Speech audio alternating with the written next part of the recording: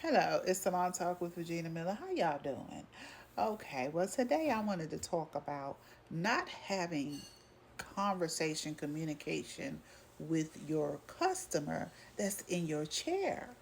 Now, I've had a conversation with my daughter today. She lives in Charlotte, North Carolina, and she went to a barber. And she said that the barber, he's a good barber, but he cut her hair and he didn't talk. And I've had a lot of people coming and telling me that this is a thing. And I'm just trying to understand, as a hair salon industry person, whether you carry a barber license or a cosmetology license or whatever license in the hair industry, where you need to be, this is a communication industry. Now, you got some clients, because I told my daughter, I said, now, depending on what kind of day it is, I might not want to talk either. But I'm going to have the common conversation, at least with my client that's sitting in my chair, that we are both giving each other something. You understand what I'm saying? So the energy needs to at least be addressed in the room, if nothing else. Now, you don't have to talk their head off the whole entire appointment, no. But have the general conversation. Well, hi, how are you doing? How was your ride here? You know, just the decent conversations. Would you like something to drink? I'm gonna show you where the restroom is. If you're a new client, because these people, let's be clear, are talking about new experiences. Now, your client that has been with you for years or a couple of months, whatever, they have learned you, okay. But a new client, you got to break the ice. You got to break the ice. You need to have the common courtesy conversation, because for one, you're thankful. Two, you want them to come back. And the energy that's presented in the room may not make them come back to you, no matter how good you are. Because if your attitude don't match that style, then baby, you just lost a customer, a regular customer.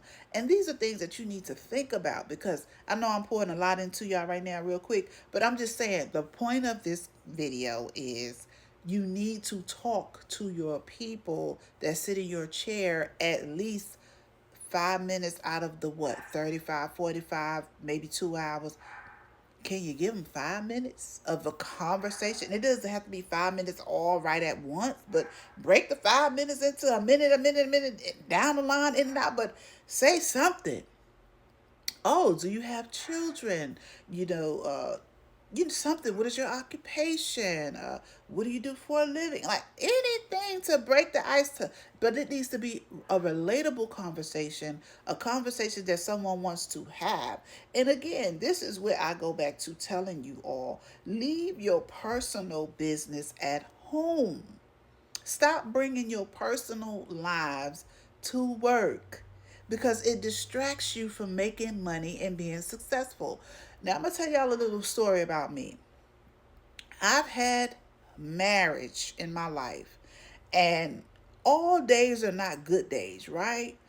But let me tell you something. I never took work home to work, and I never took work home. Work, I looked at as my children successful, meaning when I go to work, I'm able to take care of my kids. Nothing is going to interfere with that. I don't care if I just had a whatever woosah. Baby, when I get to my client, I'm having a hallelujah, because why? That will ensure me security to always be able to take care of my children. When that man walk out on me, when that whatever situation ain't good no more, I got a job. And that was what was important to me. Nothing was more important to me than my clients, my atmosphere at work. Work was almost like, and is like, my heaven on earth, because I can depend on that, because I'm going to pour into me. I'm going to show up for me. I'm going to do what I need to do for me, because this world ain't going to give you nothing. Every bank I tried to get loans from turned me down for my salons. So I was always totally 100% independent, dependent on me.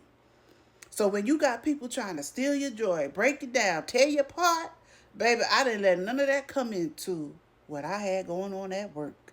I might have not showed up to a lot of functions, a lot of bar mitzvahs, and all of these events, but baby, I showed up to work every day and was there as long as I needed to be there, smiling, happy, and greeting my customers like not a thing was going on with me in the world. Don't bring that stuff to your job if you plan on having a career in this industry. A career. I'm 38 years still licensed and in and successful. Don't have no strikes on my license, nothing.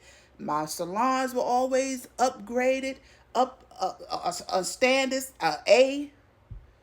You know, when the state board come, I always got an A. I always got to prove and great, great stuff because that's my bread and water. Just like right now, the economy, the government, the USA is crashing. But let me tell you something, them hairstylists and them salon owners that are good, ain't a thing gonna be stopped. You heard it here. Thanks for watching my Salon Talks, Monday through Friday with Regina Miller.